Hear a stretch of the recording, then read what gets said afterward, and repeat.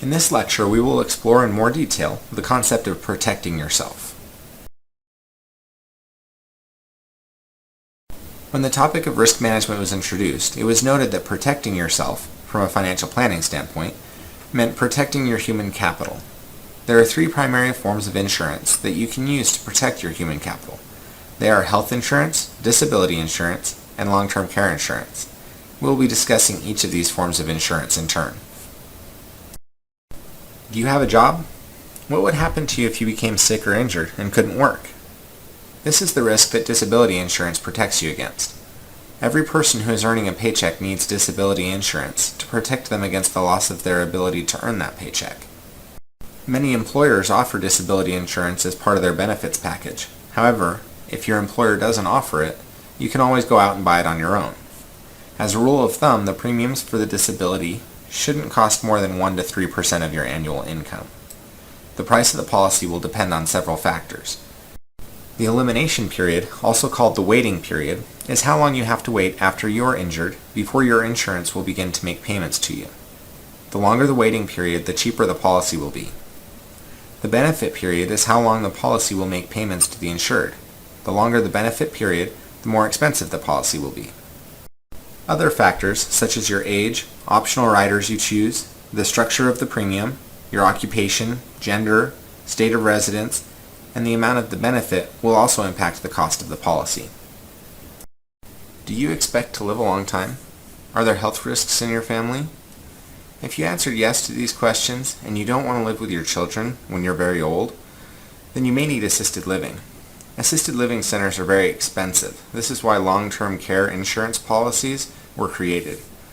These policies will help the insured to pay for the cost of their assisted living if they need it. Long-term care policies should ideally be purchased when you're a bit older, but don't wait too long. You want to purchase when you're still healthy, but not too young, in order to get the best premium on the policy. Medical expenses can be very unpredictable in both their frequency and severity. For this reason, it's recommended that everyone purchase healthcare insurance. Your healthcare costs can be covered in a number of different ways. Health maintenance organizations, or HMOs for short, traditional health insurance plans, high-deductible healthcare plans, Medicare for those over 65, Medicaid for low-income households, and the S-CHIP program for kids are all potential sources of healthcare cost coverages. Before we get to discussing various types of health insurance plans, we need to establish some terminology. A copayment refers to a fixed amount of money that you pay out of pocket each time you use a given service, such as filling a prescription or visiting a physician. A deductible is the amount of money you must pay out of your own pocket before the insurance will begin to make payments. The deductible represents a retention of risk for the insured, so the larger the deductible, the cheaper the insurance policy will be. Lastly, the coinsurance is the percentage of the costs above the deductible that the insurance will pay. Coinsurance rates are generally 80 to 90%.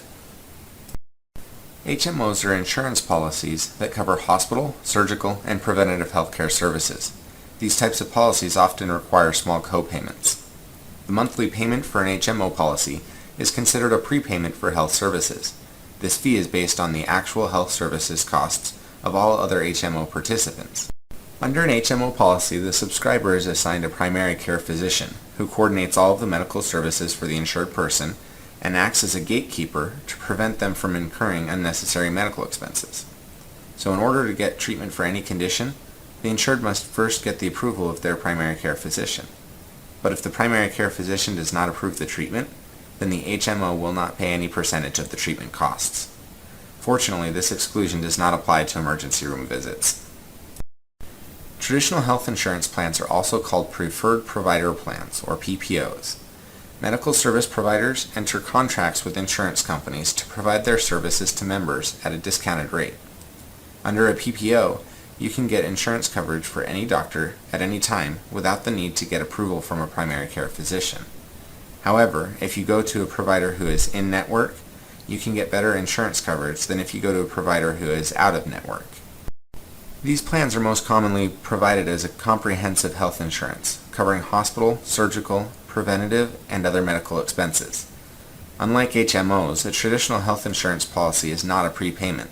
Rather, the insured is compensated for the losses they incur as a result of medical care. Neither an HMO nor a traditional PPO is strictly better than the other.